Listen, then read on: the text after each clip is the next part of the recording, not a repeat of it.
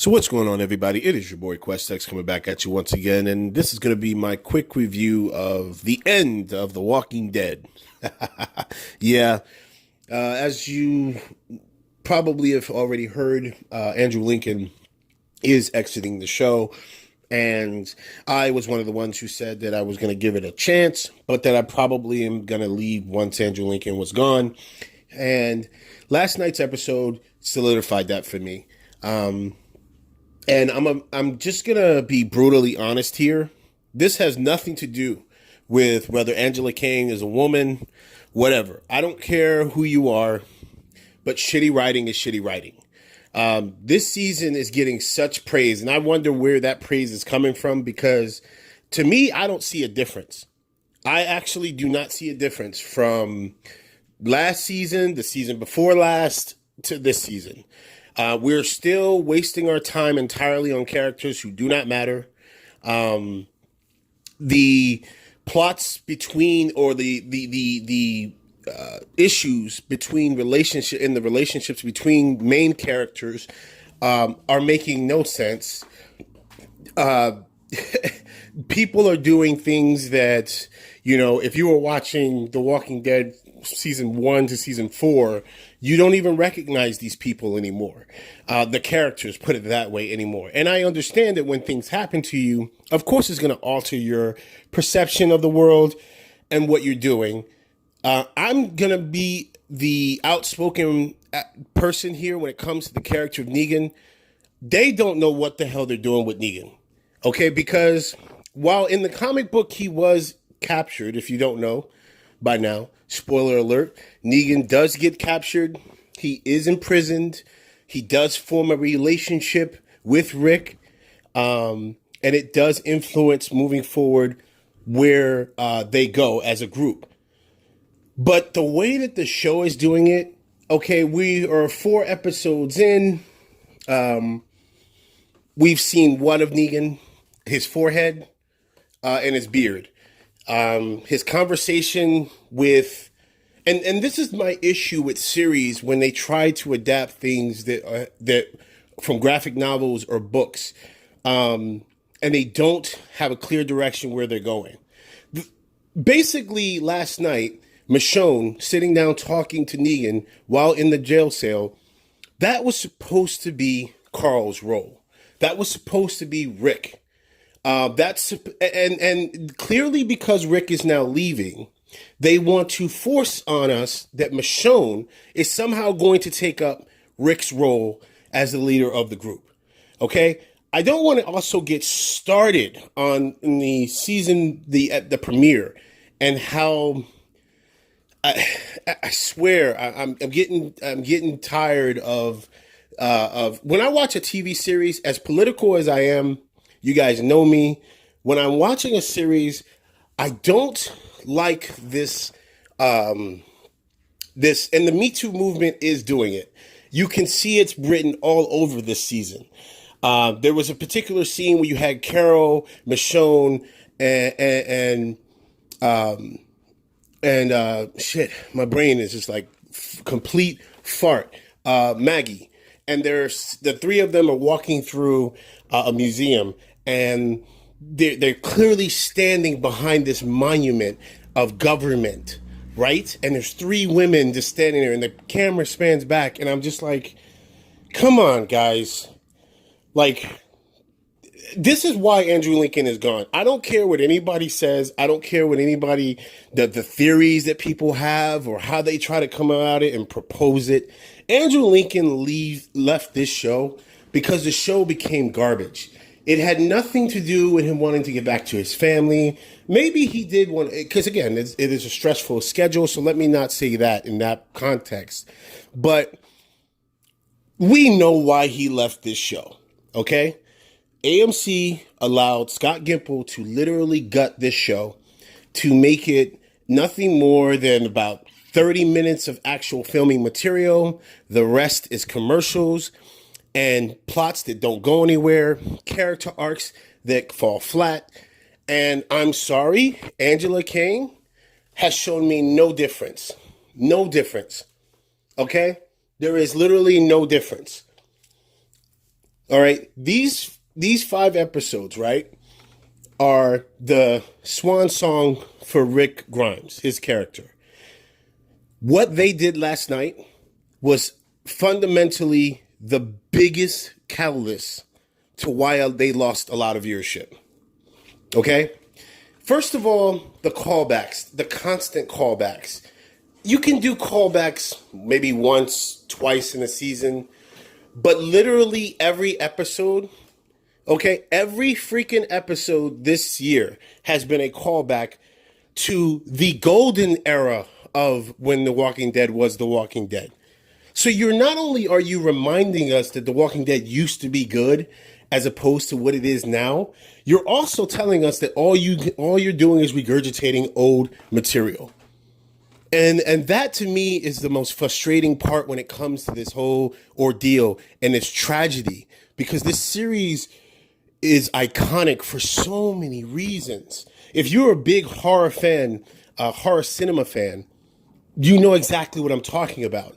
To have something be realized on weekly television, okay, on network weekly television, that dealt with such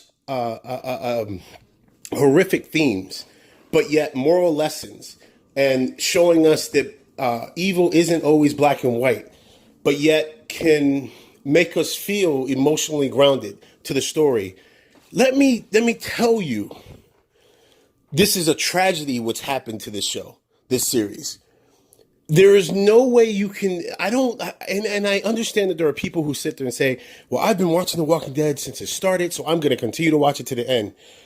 Well, by all means, go ahead and do that. I'm not going to tell you not to do that. But I know what my position is on this situation. And I know that what my position is some of the sentiments that my friends share.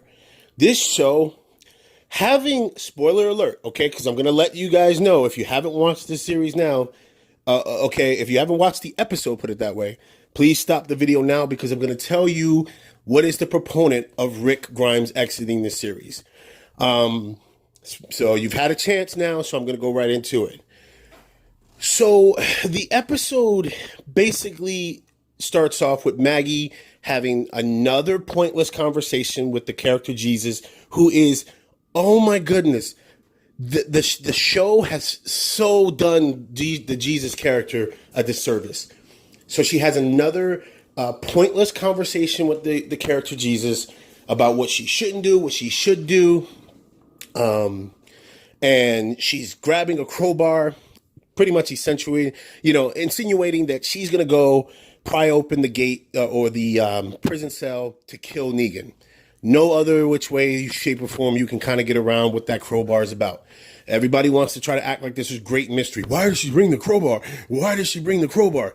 Seriously, look at the mundane writing of the last three years. It's pretty much to crack open the prison bars to kill Negan. All right. I've given up faith that the show can actually surprise me in mystery or spins that I didn't see coming. All right.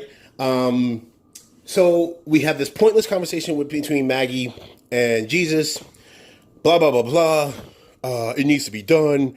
I'll talk to you when I get back. Apparently, right? Now, here's what's so weird about this whole situation. So then we get a cut to a scene where Rick is having, and it's clearly, he's saying goodbye to all the characters. Clearly, this was his, he encounters Carol, and he's sitting up there saying that, oh, I didn't believe we could make it, but you kind of remind me and let me know that we could make it, right? He's given all of these profound, inspirational talking points that when his exit is complete, they will be able to hold on to what he has told them and continue to strive on and fight and survive, right? Has this completely out of the blue conversation with Eugene, okay? Because we're just going to forget that Eugene was once a part of the team, right? A part of the family. And then he completely betrays them. And then because of a crisis of faith, he then turns back around, right? And helps Rick's team win the war, Okay, which again, I thought they won the war because according to this season, as you can see, there's a number of factions that are fracturing, and they really didn't win the war because they're still fighting. You still got saviors running around with guns, sitting up there trying to attack people. Like, what was the point of last season, ending the war? Like, this is what I'm talking about. They just completely have dropped the ball on this series. So he has all of these conversations. He has a conversation with Eugene. He tells Eugene that you're more than this and you're this. Again, clearly putting it in your face that this is probably the last time he will speak to Eugene. This will be the last time he speaks to Carol. Then here is the point that I'm on the outs with this, and a lot of fans are going to say they love this dynamic duel. Me personally, Daryl, the character Daryl, is to me the weakest character on The Walking Dead. And I know that that's going to make a lot of people upset. I know that people are going to sit there and say, oh, well, wait a minute. No, Daryl's cool because of his crossbow and his badass long hair and motorcycle bike. Well, what is he other than that? Other than an obstructionist?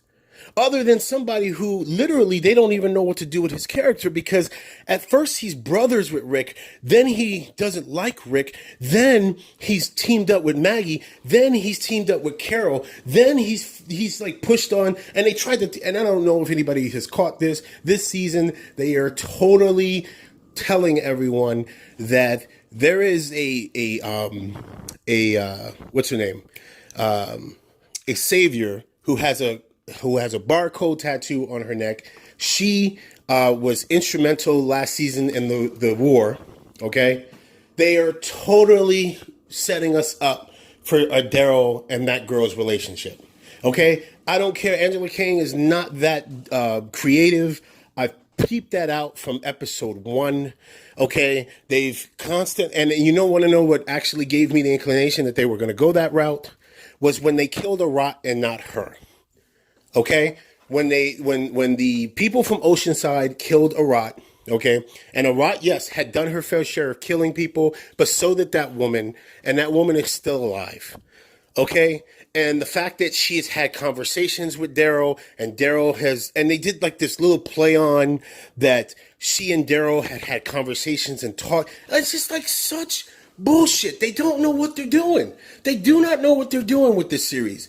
And it's time to end the series. And I'm sorry to the guys who want it to go on, for go on and go on and go on. There is a reason a actor of the caliber of Andrew Lincoln wants out. Okay? So back to Daryl. Daryl and Rick have another repetitive callback fight on the side of the road. For no reason. 2-3 punches landed. They get each other into a bad spot, and then all of a sudden they want to have a kumbaya conversation. Okay? Same thing. The only thing, they figure, oh, Daryl said, I would have died for you. Oh, I would have died for you. I would have died for all of us. I mean, what is it? What are you talking about? You still portrayed, Rick, your character still portrayed your leader, okay, to go out and handle a personal vendetta. And when Rick's trying to let you guys know that by killing Negan, all you do is more of the same. So you're basically shitting on the legacy of Rick Grimes, who saved you multiple times, who's protected you multiple times. And everyone screams up and down, oh, I love Daryl. I love Daryl. I love that hair and that motorcycle and that crossbow and that jacket. Really? To me, I'm going to be honest with you. How they've handled Rick's exit has been one of the worst and most poorly handled exits I've ever seen of a major actor leaving a show in which they started. I have never seen this. You have each particular faction beefing with Rick, telling Rick he's wrong, blah, blah. You've had episodes, okay, of him not having the support system that he should have, and pulling together the different tribes. Everyone is doubting him, saying he's wrong, he's this, he's that, he doesn't know what he's doing. This is the guy, right, who got them this far. And it really does. When I know that people like to sit there and say that, well, yeah, shows evolve and they change, and so do characters, their arcs. Come on, man. Come on. It can't change that much. Okay? You literally have the exit of Rick Grimes based on the direction of the writing. It basically says the series was all for nothing. The story of Rick Grimes was all for fucking nothing. We find out that spoiler alert, if you didn't know this, we find out that his daughter is not his daughter, it's Shane's. We kind of pretty much all suspected that. Okay? His one reason for living was his son, his wife, his family. So you kill off his entire family, okay, and it's just him. Okay, and not to mention, and I'm going to be honest with you, for him to exit the series and not have at least Morgan be there, the character Morgan be there, is just one more reason why that I'm done with it. Because Morgan catapulted and literally he put the character Rick Grimes on a life raft and pushed him out. Okay? And for him to now be leaving the series and the way that they did it last night, these two-part leaving the series, everything is repetitive. Everything is repetitive, people. It's not brilliant writing. It's not genius level. Oh, they've completely changed the show. No, they didn't. It's just time jump. Rick Grimes is now shorter haircut, bigger beard, but everything is supposed to be different. I remember watching The Talking Dead, and they were talking about how it's not like a western, a zombie western type of feel. No, it isn't. No, it is not. You see, it's a western because you see them with wagons and horses. Okay, the reason why I'm so frustrated right now is because I at least thought that the writers would care about Rick Grimes' character. But you know what? I can see if once you kill Carl off the way you did in a 2-part episode, the way that they're doing, Rick Grimes' character, 2-part episode, same thing they did last year. See where I'm going at, people? Callbacks, repetitious BS. Okay? and mind you, I get, if you're going to show Michonne, and I'm just going to, move away from what I was initially talking about, because I'm going to get to the point which fundamentally I threw my remote on the couch and said, I'm done. And I walked out and, I left my lady on the couch to watch the remaining parts of the episode, but I was done. It was only like a couple of seconds. But, they opened the episode with Michonne having this, she's going out every night and she's killing walkers, and then she's a mom, and then she's a partner to Rick, and then every night she's going back out, only to sit there and shoehorn this forced connection between her and Negan because, you're fucked up by killing Carl. Oh, you're fucked up by Andrew Lincoln leaving. So the two people who are more alike, who wouldn't have natural chemistry as far as character development, you're just going to shoehorn Michonne into that role. And her and Negan, they're going to, I'm going to look out for Negan and Negan's going to look out for me because that's where it's headed. She's going to, you're not, I'm telling you, I know what's going to happen. Negan's going to get out. And Michonne's going to say, well, you're allowed to go out, and this is what Rick would have wanted, and you know what? I'm going to keep my eye on you, and they'll have an episode where they're together, and they have to survive together, and Negan will step up and save Michonne. It's cliche bullshit. Okay, so I just wanted to touch on that with the writers, and I hope somebody comes across this and who's a part of that team, and they see exactly what I'm talking about. Your con job is not going to work on me when it comes to this series anymore. Once Andrew Lincoln is gone, I'm gone. Then you have the final shot. Okay, a fucking horse A fucking horse. Rick Grimes. Okay? Another callback to season 1, episode 1. He's on a horse. And the horse gets spooked by walkers. Knocks him off of it. And he gets impaled through the chest. Wow, another chest wound to the Grimes family that perpetuates the end for him. Another repetitive copying from another shitty-ass writer. Thank you, Angela Kang. And he passes out. And then the camera spans back, and the Walker herd is upon him.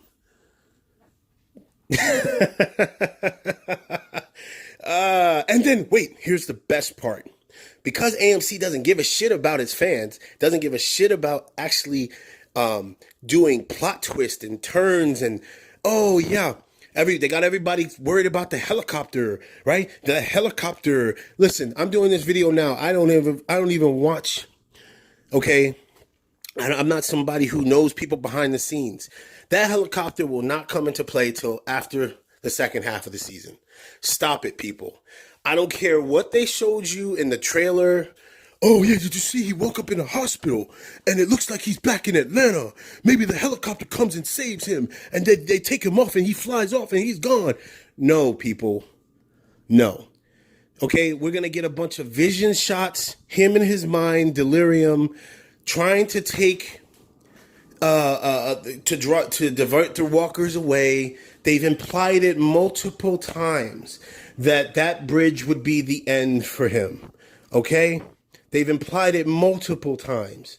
All right? He's not going to get a farewell, laying down in the bed. Hey, how are you? Are you okay, Rick? We're not going to get some grandiose, he's gone. He's gone. He's going to die.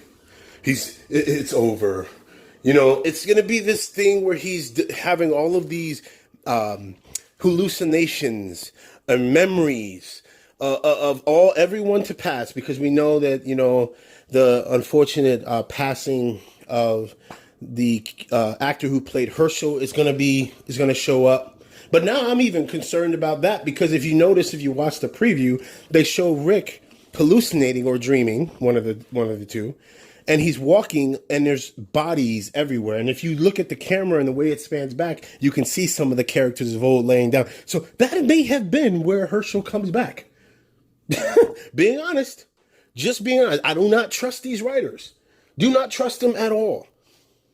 Okay? And then you have this situation where they literally show that Rick is going to get up. He's going to haul himself off that spike off of being impaled on that pole, and he's going to get up and he's going to fight. He's going to fight on. He's going to fight on. Lead them to that bridge, and I'm telling you, I know what he's going to do. They've been focused on that bridge too much in the raging water. We know what he's going to do. Okay, that bridge is going to get blown up, and he's going to try to lead them off of the bridge. Okay, the walkers to fall into the river. Okay, I'm so done with this series. So done with this series. All I got left is Game of Thrones. Okay, I got Stranger Things on Netflix. Oh, I did catch Sabrina the Teenage Witch. I do think that people should watch that series. That series was actually pretty damn good on Netflix. I literally binged it, and it was amazing. But other than that, man, The Walking Dead is just, wow. It is dead, man. Like, I literally was talking to some people on social media last night, and they were like, really? Rick Grimes, as experienced as he was,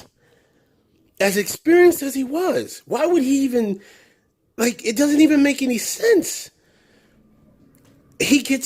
So you're basically saying that in episode 1, where he's walking with the horse, and he would not be as experienced. Rick is supposed to be the most experienced person surviving right now, next to Negan. Okay, so you're telling me he's on the horse and he didn't know that, at an impasse, he could hear another herd approaching, while he's got another herd behind him on the horse? Yeah. Let me know what you guys think. What did you think of the episode? Again, I'm not crapping on anybody who wants to watch this and continue. By all means, go ahead. But after next week, And this is what they want. They want us to tune in because they need viewers. Um, and I'm going to tune in. After everything I've just said, I'm going to tune in to watch the end of the character to see if my quote unquote assumptions are correct. Okay. And that's just it. It's your boy QuestX. Shout out to Andrew Lincoln, man. Over 8 years, man. You've given your blood, sweat, and tears to this series. And it's sad to see what they did to your character this season alone. I'm out. Peace.